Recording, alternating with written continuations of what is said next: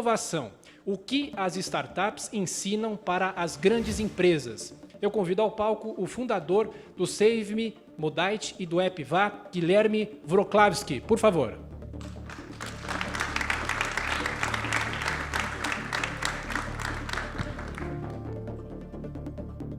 Convido agora o diretor do Google Campus de São Paulo, André Barrense. Por favor, André.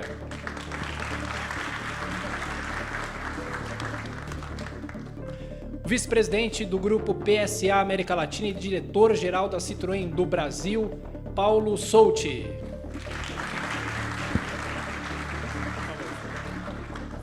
E para fechar os nossos debatedores, no nosso primeiro painel, o diretor da Smart Fit, Diogo Corona.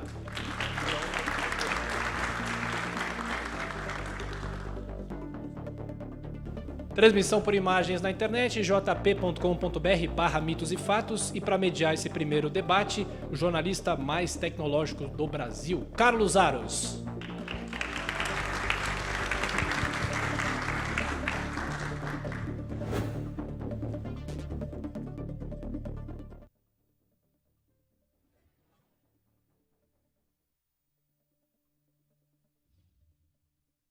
Bom dia a todos. Obrigado vocês por terem vindo para participar dessa discussão. Vou repetir o Thiago rapidamente.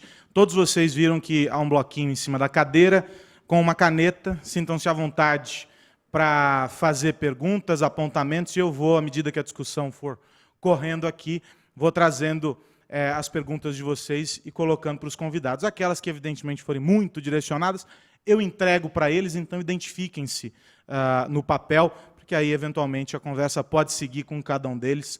Tenho certeza que tem muito papo para seguir. 50 minutos é pouco tempo para cada um desses temas aqui. Na verdade, uma manhã, um dia, é muito pouco para discutir um tema tão importante. E a provocação desse painel é justamente a troca entre as grandes empresas e as pequenas empresas. Muito embora, repetindo o Nizam, o tamanho nem sempre quer dizer muita coisa nos tempos atuais. E aí eu começo com o Guilherme, lá na ponta, para perguntar o seguinte, Guilherme, é tudo muito dinâmico. Porque quando fiz o convite para você para participar do fórum, você estava numa empresa. No dia seguinte você me ligou e disse, Carlos, muda tudo, que eu já não estou mais lá. E você está investindo nas suas empresas agora, está empreendendo. Mas do outro lado você estava também, na outra frente do balcão, em uma grande empresa. Como é que se dá, na tua visão, essa relação entre as startups e o que a gente pode chamar das empresas tradicionais? Legal. Bom dia a todos. Bom, estava nessa empresa porque eu tinha vendido as startups para lá e fui convidado para entrar. E estava em período de prestação pós-venda. Eu acho que hoje a gente consegue olhar para esse cenário e ver essa relação cada vez mais madura entre as big corps, né, as grandes companhias, e as startups, não especificamente pela proposta de valor da startup, isso que é legal, né? A gente está aqui discutindo a cultura da startup dentro de uma empresa, não necessariamente o produto final daquela startup, que, óbvio, tem o seu valor, muitas vezes tem uma compra estratégica, mas, acima de tudo, é um pouco dos conceitos que permeiam as startups. Né? Então, eu acho que essa relação, eu estava até conversando lá fora, é um pouco de trazer conceitos como tentativa e erro, né? Que é muito frequente em startups, de você ter essa velocidade de aprendizagem. Né? Então, e muitas vezes a startup tem isso não porque ela optou, é porque é a única forma dela sobreviver. Ela ir tentando otimizar o seu produto e ela tem que fazer aquilo de maneira rápida, aprender rápido, e evoluindo. Né? Então, são conceitos assim, né? E a cultura também, né? De ser multidisciplinar, o fundador acaba olhando para tudo. Isso é muito importante dentro de uma unidade de negócio, numa grande companhia também. Então, acho que essa relação de valor está cada vez mais madura, porque não está se olhando só o produto final, e sim essa questão da cultura, da trajetória e dos conceitos que o empreendedorismo, a startup, consegue trazer para dentro de uma grande corporação. Ô André, você sabe que eu já estive lá no seu quintal fazendo bagunça, né? Já estive lá no campus, conversei com algumas startups. ouvi muito dessa relação, alguns deles dizendo, sobretudo, que as empresas, quando são confrontadas com essa nova realidade, ficam surpresas, dizendo, poxa, mas espera aí, qual é o tamanho da sua equipe? A minha equipe sou eu mesmo. E há uma relação bastante conflituosa no começo, mas que depois se desenha nessa linha que o Guilherme vem dizendo, né? As coisas vão se acomodando, observando algumas características que podem ser incorporadas, tanto por um quanto por outro. Nesse período que você está lá no campus e recebendo as startups, já estamos na segunda turma, né? E você já colocou uma galera no mundo. O que esses caras aprenderam desse mercado que eles não sabiam e chegaram achando que são jovens, sabem de tudo, que está tudo errado, vou chegar com os 2 pés na porta e é isso que eu acho que está certo? Como é que eles foram confrontados com a realidade, a expectativa versus realidade? Como é que foi esse momento? Legal. Primeiro, bom dia. Super prazer estar aqui com vocês. Obrigado pelo convite. Parabéns pelo evento.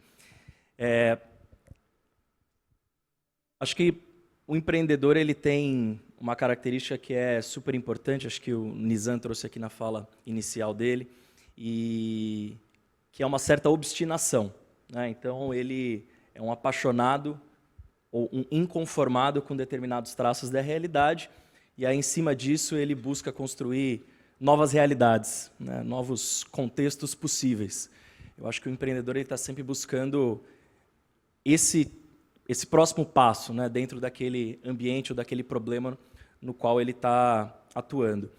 Mas é fato que existem alguns setores ou alguns segmentos que eles andam mais lento do que o empreendedor e o que o fundador da startup ele gostaria, né?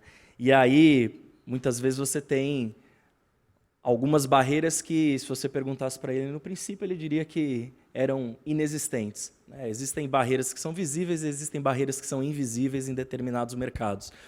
E acho que boa parte desse processo, né, e aí, com 16 meses de campus, a gente chegou num ecossistema que era um e hoje ele é outro. O Flávio Pripas do Cubo está aqui também. É impressionante a gente ver como o ecossistema brasileiro de startups, e aí não só o de São Paulo, evoluiu nesses últimos 5 anos e acho que de maneira mais acelerada nos últimos 2 anos.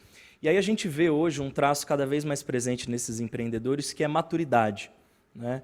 E essa maturidade vem muito alicerçada na construção de resiliência como empreendedores, né? Porque efetivamente os problemas, e aí eu acredito que as startups mais bacanas são aquelas que estão resolvendo problemas bem cabeludos, né? A complexidade desses problemas, obviamente, requer que eles tenham inteligência, capacidade de criação, mas também inteligência emocional perante essas barreiras que vão surgindo. E a gente vê esse grau de resiliência cada vez maior. Se, por um lado, essa questão da juventude é algo muito presente dentro das startups, ela não é o traço único ou exclusivo, né? Hoje a gente vê já um perfil muito diferente de empreendedor, que está criando coisas efetivamente de impacto e de grande potencial transformador no mercado, que são profissionais com uma experiência já grande, que vieram eventualmente de grandes empresas e que estão talvez não na sua primeira ou na segunda, mas na terceira startup, né? Então esse é um perfil que a gente vê cada vez mais presente dentro do ecossistema. Então talvez aquela imagem meio mítica, né, do jovem de capuz, chinelo e bermuda e mochila, ela talvez seja só isso, ela seja cada vez mais mítica, mais como uma questão de atitude, né, do grande versus o pequeno, e uma atitude de inconformismo do que efetivamente do perfil exato do que é o empreendedor hoje. Então, Carlos, eu vejo que nesse ano e meio de campus, as startups mais interessantes e os empreendedores mais interessantes com os quais a gente construiu relações foram aqueles que combinavam, né, esse inconformismo e, consequentemente, a vontade de desafiar determinados contextos e criar novos, com capacidade técnica muito forte e experiência anterior que os trouxe a entender em profundidade um problema. Então, eu acredito que essa maturidade ela vem sendo cada vez maior e presente dentro do ecossistema e faz com que, apesar das dificuldades, a gente veja esse avanço acontecendo de maneira mais acelerada. A gente costuma dizer lá no campus que a gente é bastante paciente com resultados, porque algumas dessas startups estão querendo efetivamente transformar alguns setores, mas a gente é bem impaciente com o progresso. Então, eles demonstrarem progressos, e progresso por muitas vezes vem de tentativas e erros, né? Mas elas demonstrarem esse progresso é o que nos interessa, porque isso demonstra que estão evoluindo. Agora, Diogo, se a gente for pensar, e usando esse gancho aí do inconformismo, vocês, dentro do segmento de vocês, revolucionaram aquilo que parecia já estar estacionado. Funciona muito bem assim, já um esquema montado, mas aplicando lógicas e conceitos, se a gente puder dizer assim, trazidos desse universo inconformado das startups. Olha, há um problema, ou talvez não houvesse um problema para aqueles que já estavam ali, mas algo precisava ser feito e vocês começaram a colocar as peças para fazer isso. Como é que foi esse processo, já que vocês também têm um pé em um modelo tradicional, né? Primeiramente, bom dia a todos. Obrigado pela oportunidade, Jovem Pan, de estar aqui. A gente começou com a academia em 96, então, de verdade, a gente já tinha biorritmo, já tinha um modelo tradicional. Analisando o que estava acontecendo no mundo e esse inconformismo de saber que a empresa precisa se mexer para sobreviver, eu acho que não é um luxo mais das empresas, é uma obrigação. A empresa precisa se reinventar, porque o mercado vai mudando, o consumidor vai mudando. Então, se a empresa querer manter as coisas que já tem, ela não vai conseguir sobreviver.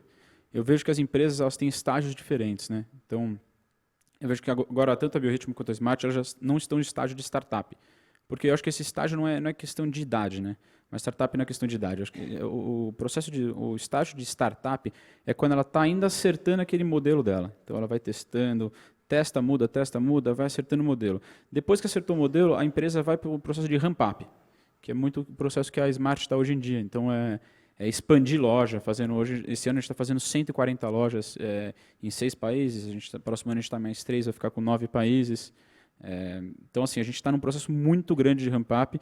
É difícil, porque cada processo que você bota o foco em um desses estágios. É difícil você focar em tudo. E daí depois do processo de ramp-up, as empresas partem para o processo de exploração. Então, a exploração, cria-se processos para manter o que já tem. Então, empresas grandes, normalmente, assim, que pararam de expandir, todos os processos criados são para proteger os ativos e as coisas que ela já tem. Isso é a maneira mais eficiente de não ter inovação, não ter aquela cultura de inconformismo. Porque qualquer ideia que bote em risco o que já tem, acaba não valendo a pena. Então, o que a gente faz? A gente tem esse conceito em mente, então a gente discute muito isso, para a gente não cair nessa armadilha. Porque, de novo, a armadilha, quando a empresa está no processo de exploração e criando processos para manter o que já tem, aí que ela não vai manter o que ela já tem. Porque o consumidor muda. Então, é meio com contrassenso. Assim. Então, a gente sabe que isso não vai a gente sabe que a gente precisa sempre se reinventar, sempre discutir, sempre tomar risco. E isso parte da cultura sempre, né? Porque assim, você tem que ter uma cultura de risco, cultura de erro, cultura de mudança. Isso é criado, né? Numa empresa que tem uma punição para quem erra, você não pode esperar que as pessoas vão vir trazendo ideia, assim. Então, é uma empresa que você não dá autonomia nenhuma para o funcionário, não adianta você achar que ele vai querer, ele vai ter expectativa de mudar alguma coisa. A pessoa ela se acomoda, né? Então ela fala, putz, já que não dá para mudar nada, então eu não vou nem trazer ideia. E se trazer ideia, eu vou trazer para mim, não para a empresa. Eu vou embora, eu vou fazer meu negócio aqui. Então a gente se preocupa muito com a cultura organizacional, porque eu acho que a estratégia não é tão importante quanto a cultura. O que vai fazer a gente sobreviver, eu falo sobreviver, mas a empresa está muito bem, mas eu sempre falo desse negócio de sobrevivência porque eu acho que isso é questão de sobrevivência, se reinventar e ter o inconformismo na empresa. Mas a nossa cultura é a coisa mais importante que a gente tem e a gente tem que prezar por ela sempre. Como é que a gente faz, Paulo, com a indústria automotiva, se a gente for pensar lá atrás e buscar conceitos como o Fordismo, por exemplo? A gente vai lá atrás, né? Como é que a gente faz para que esse inconformismo aconteça, para que as mudanças, né, que o consumidor apresenta, porque a demanda acaba surgindo ali, né, você vai sendo engolido pelo mundo. Como é que faz? Bom dia a todos, é um prazer estar aqui com vocês.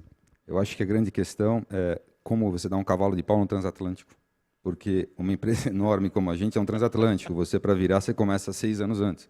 Então, O empreendedorismo, a startup, essa cultura traz para a gente um reflexo que nós não temos por base. Quem tem mais que 30 anos hoje sabe que a maneira de raciocinar, o fracasso é uma coisa realmente é definitiva. Essa geração vê diferente. Ele vê o fracasso como, boa, vamos recomeçar. Então, hoje tem um termo bonito que eu vi outro dia, que é pivotar o modelo de negócio, né, que as startups falam. Então, eles sabem fazer isso. Como é que a gente consegue trazer isso para o nosso mundo? Como é que eu consigo trazer isso para os meus processos? Como é que a gente consegue realmente incorporar inovação e, ao mesmo tempo, agilidade? Acho que esse é o grande desafio de uma grande empresa, de um grande montador. E pensando nisso, o próprio grupo, já com uma visão de futuro, criou o Business Lab. O Business Lab é, na verdade, um grande centro de fomento de novos negócios, de startups, com um capital de 100 milhões de euros, que é para realmente buscar esse tipo de inovação e trazer essa cultura para nós. Porque eu sou engenheiro de base, a grande maioria das pessoas que trabalham na indústria são engenheiros de base. Nós não temos essa cultura, nós não sabemos pensar assim. Então, essa geração, eu sou mais velho aqui da mesa, né, com certeza, então, essa geração, mais experiente, obrigado, gostei. Essa experiência, e hoje, realmente, essa mudança, a gente percebe, muito naturalmente, muitas pessoas que eu conheço e converso, começam o seu negócio, têm startup. Antigamente, startup era coisa de jovem, não. Hoje, eu tenho certeza que, dentre os meus funcionários, tem alguns aqui, tem grandes ideias, basta um declique, o cara vai montar um negócio, vai criar uma startup, vai poder se desenvolver, e porque eu, como empresa, não tenho que incentivar? Porque eu, como empresa, não tenho que fomentar isso? Então, esse é o nosso desafio, fomentar a iniciativa, não acabar com a iniciativa e realmente incorporar essa cultura no nosso dia a dia. Acho que, e o grande ponto nisso, né, Paulo, é essa lógica de que a retenção de um talento, né? Nós temos que manter esse cara aqui, porque há alguns anos se dizia, não, olha que orgulho de uma geração de passar a vida inteira numa mesma empresa, no mesmo cargo, no mesmo tudo, e o cara estava ok com isso. Hoje não, eu tenho amigos que com 6 meses, não aguento mais, né? Não, calma, peraí, vamos entender o que está acontecendo. Nem um extremo, nem um outro. Mas em uma empresa como, por exemplo, a Citroën, a gente pode dizer que Machado de Assis colocaria como as duas pontas da vida se tocando. Tem caras que já estão há muito tempo e tem caras que estão chegando. Esse equilíbrio, essa relação, ela é fundamental, imagino eu, nesse jogo de xadrez, e aí eu coloco aqui para todo mundo na mesa, esse jogo de xadrez é fundamental para que se consiga criar um ambiente harmonioso, para que esse cara não entenda que ao sair ele se torna um concorrente, mas um potencial parceiro. A lógica mudou. Como é que se joga esse xadrez?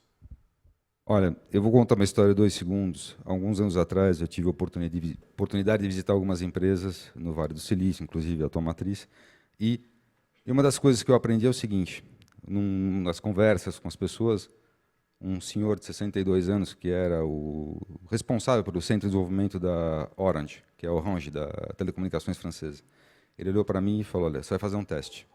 Você vai chegar na tua equipe, naqueles caras que têm menos de 25 anos, e vai fazer uma pergunta para ele, vai ver qual é a reação que ele tem. Eu falei, beleza. Você vai ver como ele vai reagir. Ele, normalmente, a minha geração, faria o quê? Olharia para o chefe, cara, eu não sei, vou perguntar para o meu chefe. A primeira reação desse cara foi entrar num blog, e o chefe dele estava exatamente na baia do lado. Ele não perguntou, ele ficou trabalhando sozinho entre o grupo dele e achou a resposta do que eu perguntei.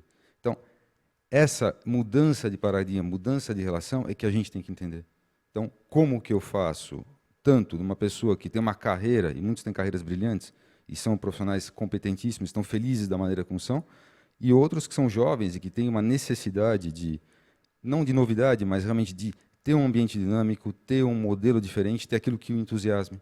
Então, esse é o grande segredo, e é esse equilíbrio que a gente procura buscar todos os dias na Citroën. Agora, Guilherme, tem uma coisa, uma vez eu ouvi isso de alguém, achei curioso, não encontrei uma resposta para isso. A velocidade aumenta cada vez mais. Então o cara chega lá, antes dos 30 anos, o cara dominou o mundo. O que eu faço agora? É mais ou menos como escalar o Everest. Eu chego lá em cima, bato uma foto e desço. Né? O cara sofre e tal. Nesse processo, o que fazer? Dominei o mundo, e agora? Eu acho que o empreendedor ele tem por base uma inquietação que a gente está falando em conformismo, né? Chegar no topo do Everest para o empreendedor eu acho extremamente difícil. Assim, em algum momento ele vai se não tiver uma montanha maior, ele vai começar a construir para ele poder ir escalar ela. Então,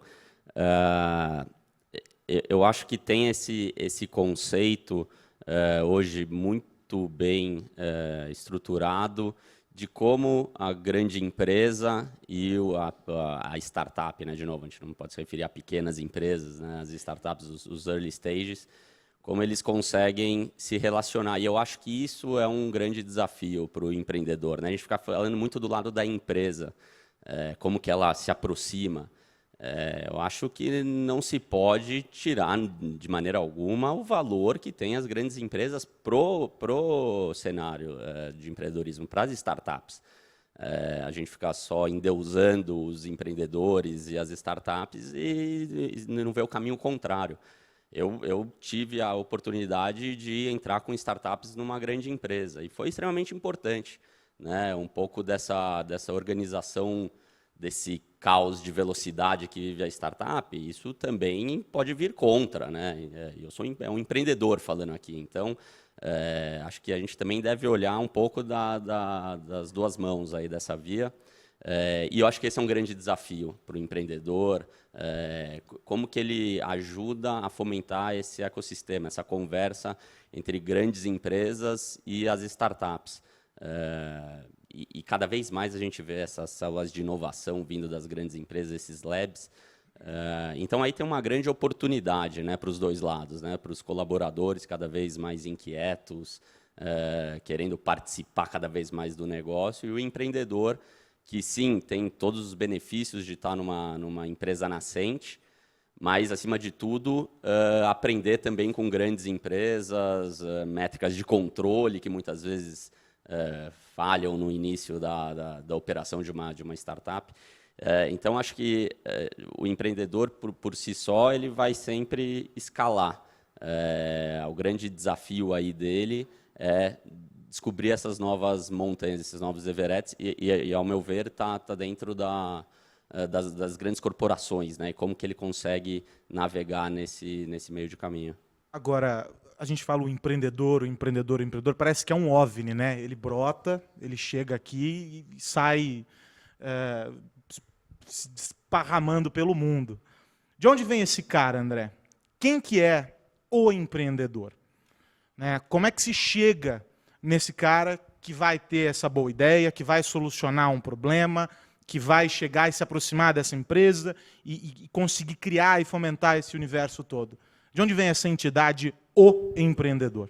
Calma, ele está chegando. Está pousando. Acho que esse é um outro mito também, né? Acho que mitos são bons porque eles geram boas histórias, né? Então, geram fóruns, mitos e fatos, e aí a gente discute. Geram fóruns com bons nomes. Mas esse é um mito que eu acredito que ele ainda é muito presente, mas ele é cada vez mais distante do que é a realidade, né? Então, o empreendedor não é um cara que recebeu uma divindade ali, uma bela ideia e num momento eureka ele dividiu com outra pessoa e começou a construir alguma coisa. Pelo contrário, né? E aí, até fazendo uma referência à minha primeira fala, então, se em algum momento houve essa criação de uma figura, né, mítica, que era uma pessoa dentro de uma garagem, fazendo alguma coisa super secreta com um grupo de amigos, e de repente ele criava um negócio que transformava uma indústria, acho que isso cada vez menos é parte da realidade. O que a gente vê hoje, né, e aí isso tem sido estudado nos principais ecossistemas de startups pelo mundo, e aí eu abro aqui um parênteses para pegar um gancho na sua fala, que isso tudo é consequência de um movimento muito interessante, né, do qual o próprio Google faz parte, né, mas que é de descentralização de conhecimento também, né, de descentralização de informações, e tornando elas acessíveis para um grupo, uma camada cada vez maior de pessoas. Então, se antes as inovações vinham de estruturas mais verticalizadas, fechadas e cada vez menos permeáveis, hoje qualquer pessoa consegue acessar da palma da sua mão uma quantidade imensa de conhecimentos, e juntando aqueles conhecimentos com determinadas experiências e boas ideias, ela consegue construir algo efetivamente muito bacana. Fechando esse parênteses, então, olhando esses ecossistemas pelo mundo e dado esse fenômeno desse espalhamento do campo de jogo, os empreendedores eles estão onde outros empreendedores estão, né? Então, a ideia de comunidade é uma coisa muito forte. E aí, espaços como o Campus, espaços como o Cubo, eles trabalham muito em cima desta mesma tese, né? Que a gente precisa criar densidade de empreendedores em determinados locais, né? E aí, por que a densidade é tão importante? Primeiro porque pessoas iguais gostam de se conectar com outras pessoas que estão, talvez, dedicadas a um mesmo propósito, né? A um mesmo desafio grande. E aí os empreendedores, nestes ecossistemas, a gente encontra uma densidade muito grande de pessoas, de startups, que estão efetivamente querendo resolver problemas grandes. E aí, uma vez você tendo essa densidade, os empreendedores eles gostam de estar onde existem outros elementos que vão tornar aquele ecossistema saudável, né? E aí eu pego justamente esse ponto para destacar a importância de grandes empresas, né? Um ecossistema saudável ele não é um ecossistema que tem só empreendedores. Se o ecossistema tiver só empreendedores, tem muita coisa faltando.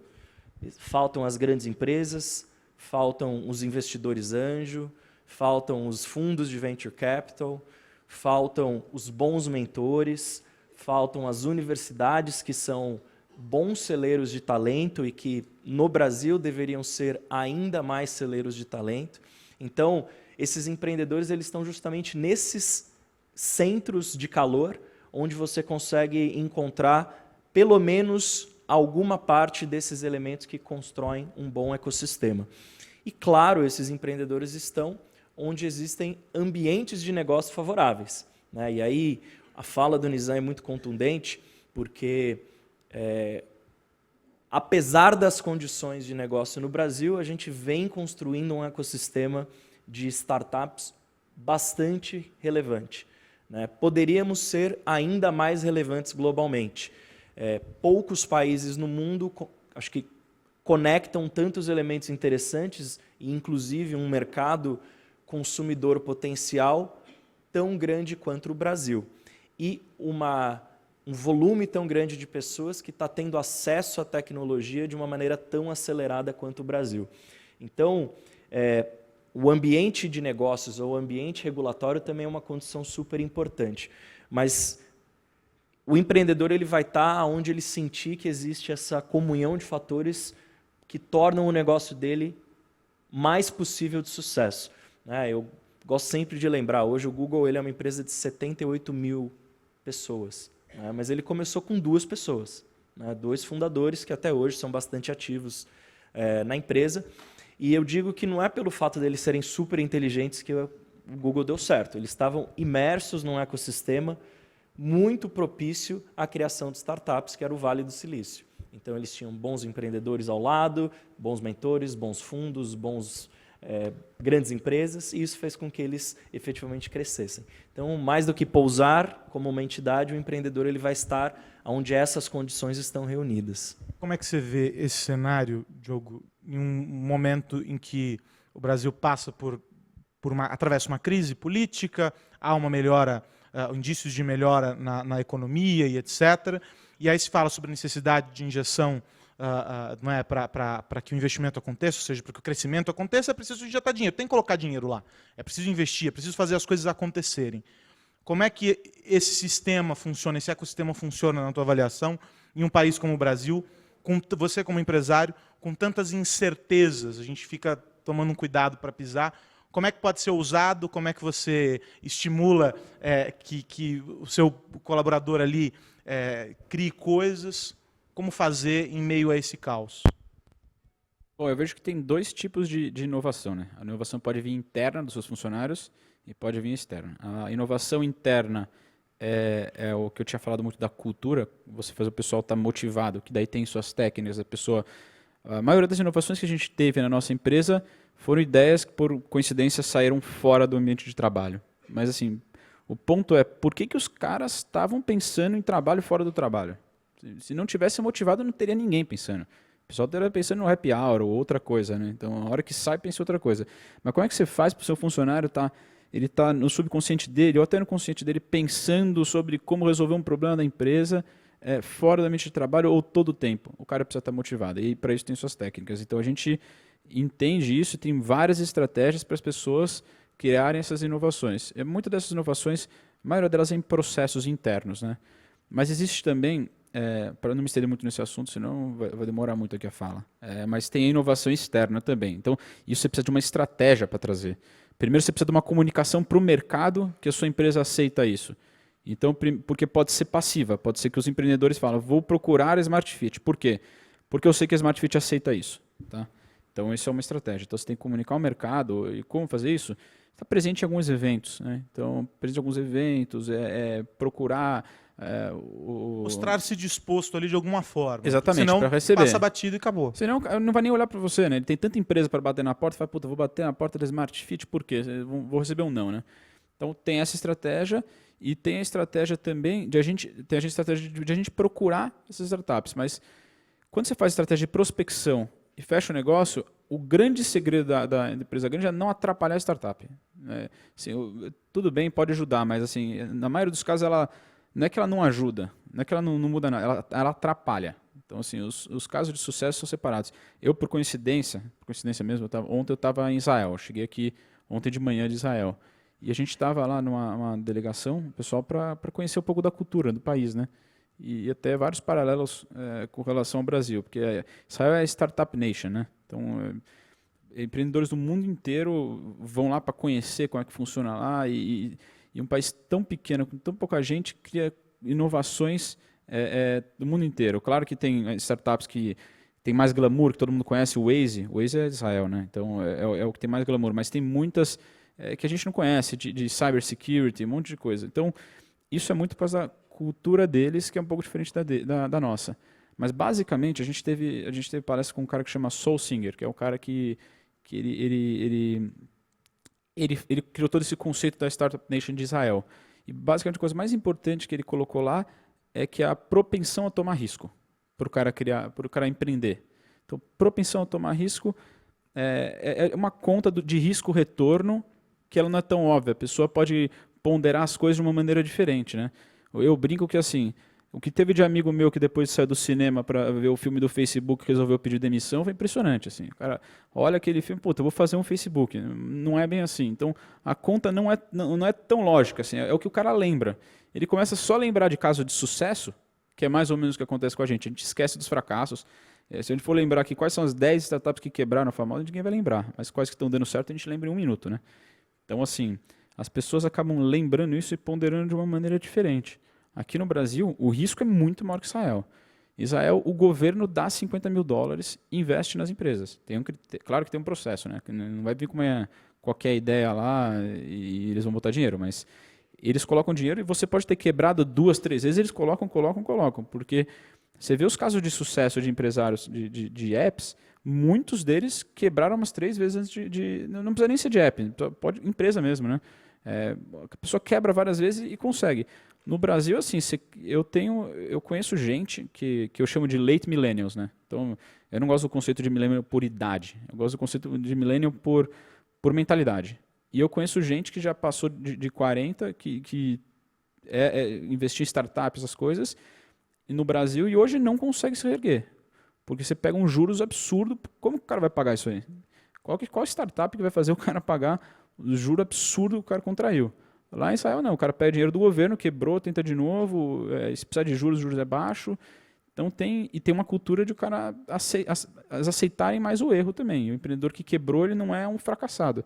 Então tem aspectos culturais do Brasil, eu estou usando o caso de Israel porque eu, de coincidência, voltei agora. E é um grande case, sem dúvida. É um grande case e eu acabei de voltar. Então, e para a gente ter uma referência, eu estou comparando. Mas o Brasil... É difícil, a conta risco-retorno do Brasil é bem complicada para incentivar. Paulo, pegando o gancho nisso, dessas complicações todas do Brasil e olhando para o mundo, e você, em uma multinacional, é evidente que você observa os seus pares e acompanha o que o mundo está fazendo a esse respeito. É possível dizer, dentro do seu setor, claro, como essa transformação e como essa mudança de cultura acontece. E a gente não está falando só sobre uma relação entre empresas e startups, não. A gente fala sobre o papel do governo. né? Enfim, um olhar muito maior sobre isso. Essa mudança de cultura acontece como e como ela afeta o seu setor? Como ele estava dizendo, o Diogo acabou de dizer, você vê países onde você tem incentivo muito forte do governo. Vou te dar um exemplo, Portugal. Não é porque meu diretor de marketing é português que eu vou elogiar Portugal, mas eventualmente, e nem meu presidente português, bom, mas eventualmente Portugal você tem um fundo onde as startups são motivadas, mas realmente a fundo para colocar as suas invenções em prática, e você pode chegar até 2 milhões de euros em investimentos, com contrapartidas, é lógico, com regras, é lógico, e ao mesmo tempo você tem um perdão de até, acho que 65% da dívida, se você atingir todos os resultados programados em 2 anos. Então, um incentivo desse faz com que as startups realmente proliferem. O número de startups para cada 10 mil habitantes em países da Europa é infinitamente superior que o Brasil. E nós somos conhecidos por sermos empreendedores. Então, isso para mim realmente é um sinal. Isso nós poderíamos ter muito mais. Eu poderia receber muito mais pedidos de apresentação de negócios. Eu recebo pelo menos 1 ou 2 por semana. Poderia receber 10, 20, 100. Tem uma área na nossa empresa que cuida só disso. E eu posso te dizer que efetivamente eles recebem propostas, mas talvez se tivessem um ambiente mais propício, nós teríamos 10, 20 vezes mais propostas. Ou seja, a responsabilidade por fomentar, de certa forma, esse empreendedorismo está no colo do empresário. São as grandes empresas, pelo menos aqui no Brasil, de certo modo, que têm de fazer isso de dentro para fora, muitas vezes. Sim. Ali criando espaço, criando situação para que isso aconteça. Tem que criar. Se você não der essa oportunidade para o seu funcionário e para pessoas que venham te apresentar projetos, amanhã passou na tua porta um Uber da vida, passou na tua porta alguém que traga uma Smart Fit ou outro, qualquer tipo de empresa que vira um sucesso em 5, 6 anos. Então, as empresas têm que estar abertas, têm os ouvidos abertos, tem que ter pessoas que pensem diferente. Então, como eu disse, o transatlântico tem que ser pilotado por pessoas que sabem dar cavalo de pau. Então, é essa a ideia. Então, se não fizer isso e não tiver incentivo, realmente nós vamos continuar tendo menos startups para cada 10 mil habitantes, como tem comparado com outros países da Europa. Citou o caso de Israel, citou o Waze, e a base dessa história toda é a tecnologia. Como ela muito bem aplicada, muito bem desenvolvida, faz com que uma empresa desperte a atenção, por exemplo, do Google e seja comprada e por aí vai, ou um WhatsApp da vida criado com uma empresa com um grupo muito pequeno, vendido por tantos bilhões para o Facebook, etc. A tecnologia está na base desse processo. E aí eu volto ao Nizam, falando sobre o nosso pouco investimento. Nós criamos um centro de pesquisa, investimos milhões em equipamentos, só que não conseguiam pagar a conta de luz. Então ele ficava fechado. Né? Acho que o governo Lula criou, e agora o governo Dilma, o governo Temer, ele estava fechado até pouco tempo atrás, simplesmente porque não conseguiam pagar a conta de luz, porque os equipamentos consomem muita energia. Então a gente não consegue pensar a tecnologia, a gente não consegue avançar. É possível inovar, é possível empreender, se a gente esquece que a base do mundo hoje é a tecnologia, é a análise de dado, é pensar todo esse universo conectado. E aí os 4 eu deixo à vontade para quem quiser comentar essa questão. Por favor, um por vez. Tá, vou começar então.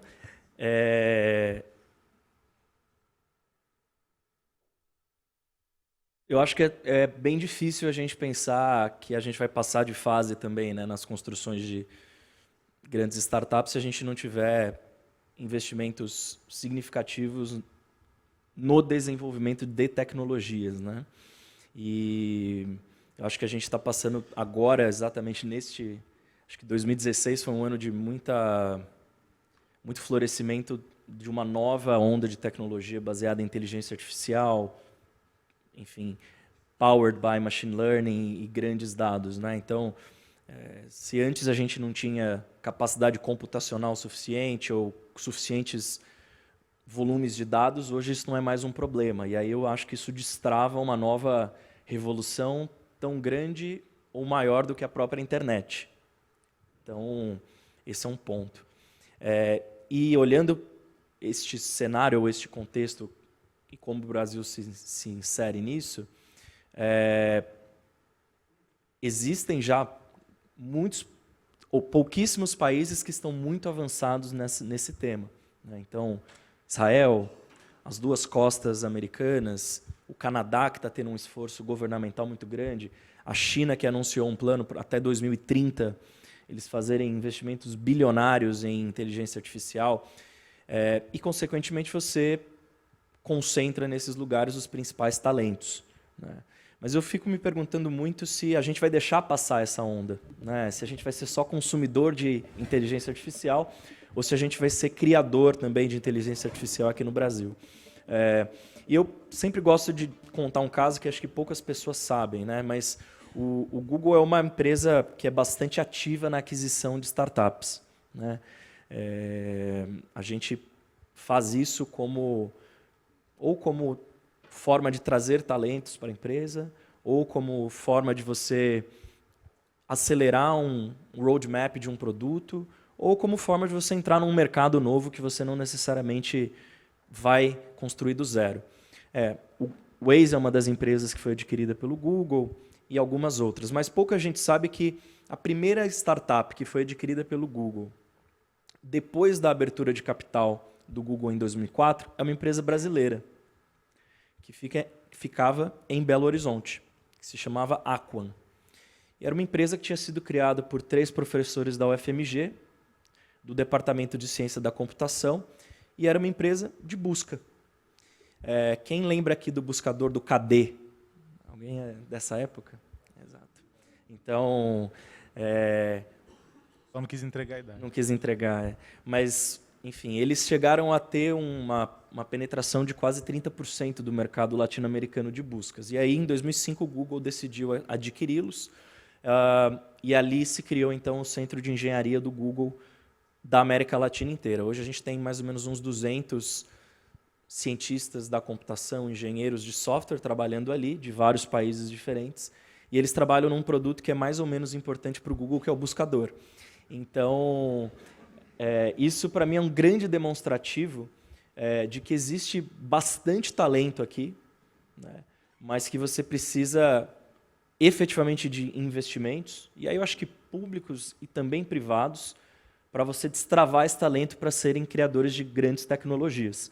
Então, eu acho que a gente está ficando para trás já nessa próxima leva, nessa próxima onda, e eu, sinceramente, não gostaria que a gente se distanciasse muito desses que estão liderando esse processo, porque eu acho que como eu disse, uma onda tão grande ou maior do que a própria internet.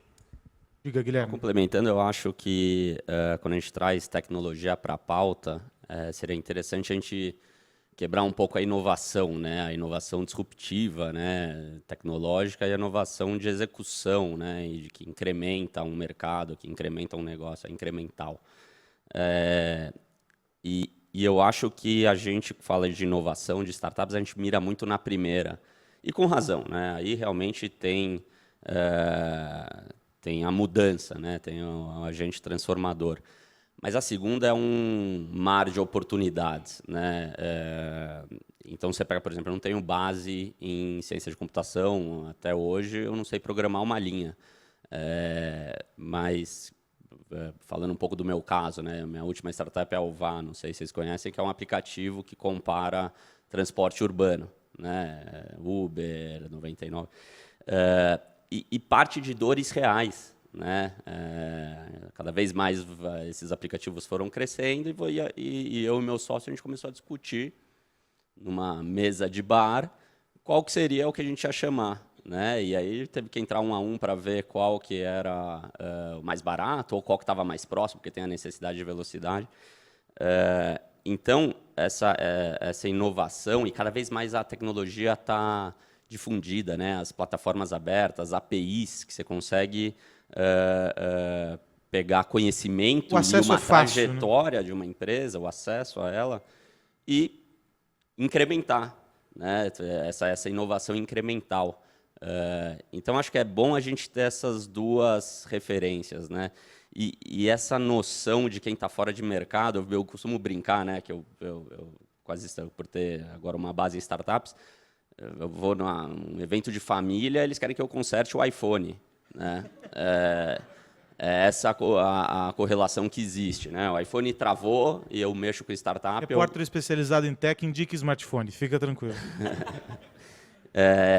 E eu acho que é aí que tem essa quebra, assim, quanto mais pessoas de negócio olharem para a tecnologia não assustadas, não conheço, não manjo nada de tecnologia, não sou dessa geração, e sim olhar as dores reais, né, a demanda real, talvez a gente não vá para cima da tecnologia disruptiva. E aí tem talento, tem um encontro de base dos fundadores, né, de vir de tecnologia e ter uma sacada muito fora da casinha. Mas tem esse outro lado que eu valorizo muito, assim, né, porque é um pouco da minha referência prática. E eu acho que a gente não pode esquecer, né? Você pega o próprio Uber, Airbnb, hoje eles são considerados disruptivos, mas até que ponto assim, foi a tecnologia? Ou foi uma execução muito bem feita? Né? Todo mundo tem carro, e o carro ficava na garagem, todo mundo tem um imóvel e não conseguia rentabilizar. Mas eu acho que, de qualquer modo, a tecnologia está na base disso. Não seria viável conectar os carros que estão espalhados pela cidade não fosse isso. E aí é que a gente chega nesse ponto de que eu estive esses dias conhecendo o Estação REC, conversando com o pessoal do Estação REC, o Facebook vai colocar aqui em São Paulo esse espaço, e o foco ali não são startups, são pessoas. E o grande objetivo, e acho que esse é o grande trunfo, eu queria fechar, a gente tem pouco tempo, queria fechar falando sobre isso, o grande trunfo de uma iniciativa como essa é pensar em pessoas. Você falou assim, eu não tenho conhecimento em programação, tampouco eu tenho. Embora eu acredite que para o meu irmão, que tem 12, 13 anos, esse conhecimento é fundamental para que ele consiga seguir com a vida dele, se colocando, por exemplo, em uma multinacional.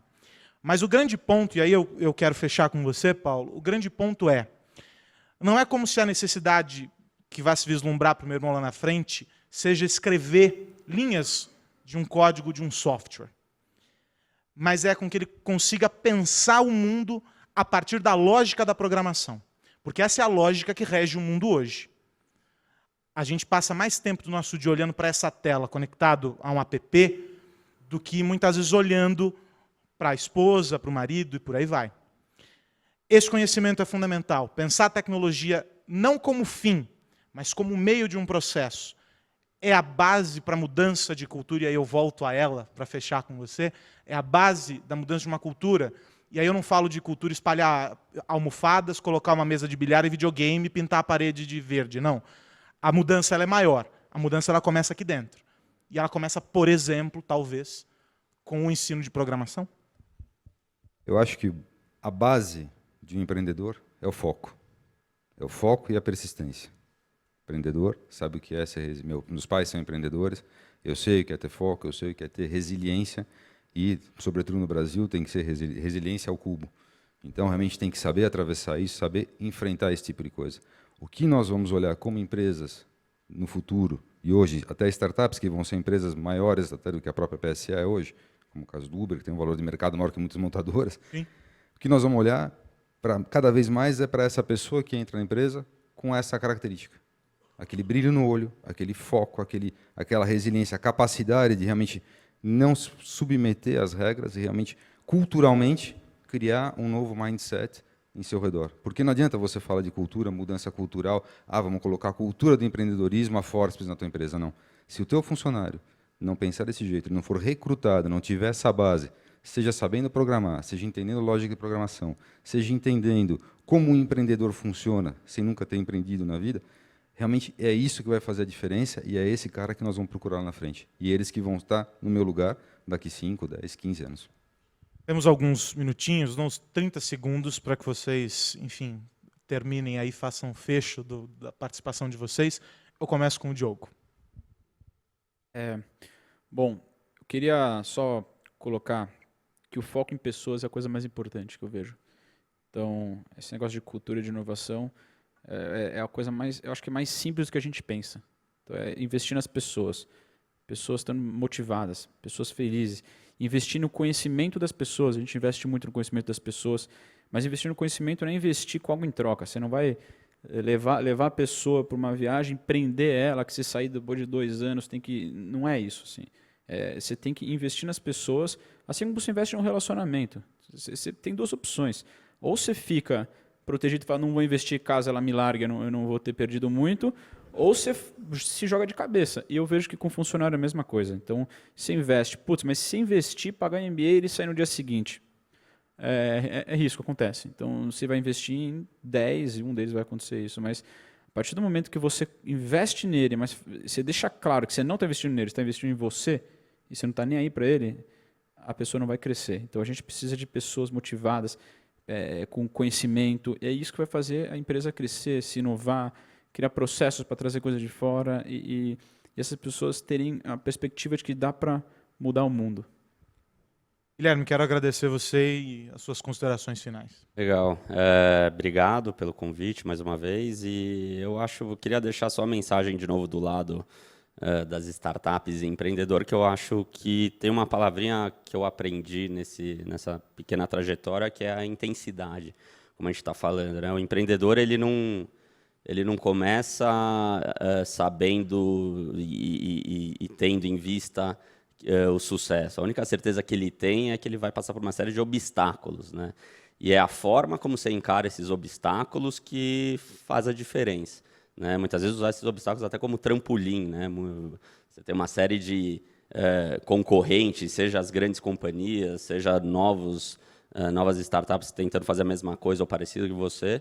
E é quando você enfrenta esses obstáculos que a gente vem falando aqui, de burocracia até tecnologia, e é nesse momento que você começa a separar aqueles que vão chegar até o sucesso e não.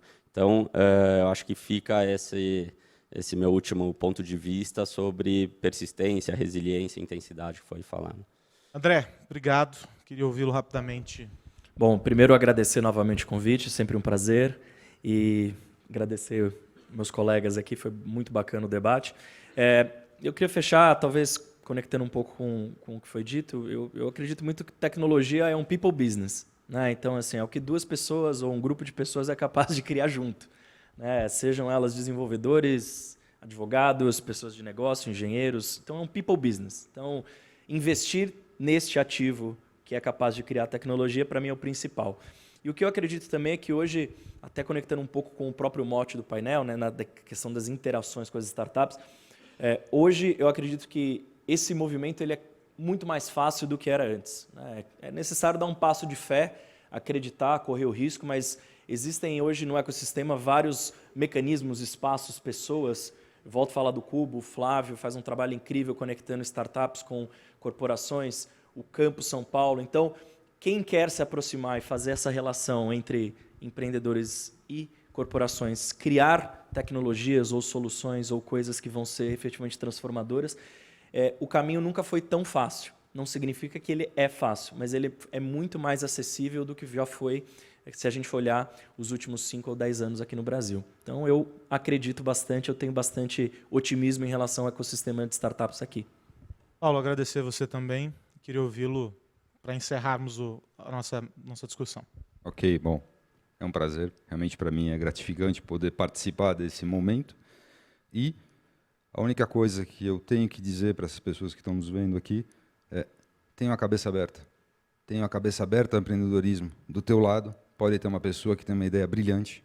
E realmente eu procuro entender o que as pessoas falam, entender o que eles têm como uma pegada diferente, uma visão diferente, um sparklight diferente. E muitas vezes isso pode fazer a grande diferença entre o sucesso e o fracasso de uma empresa, de um departamento.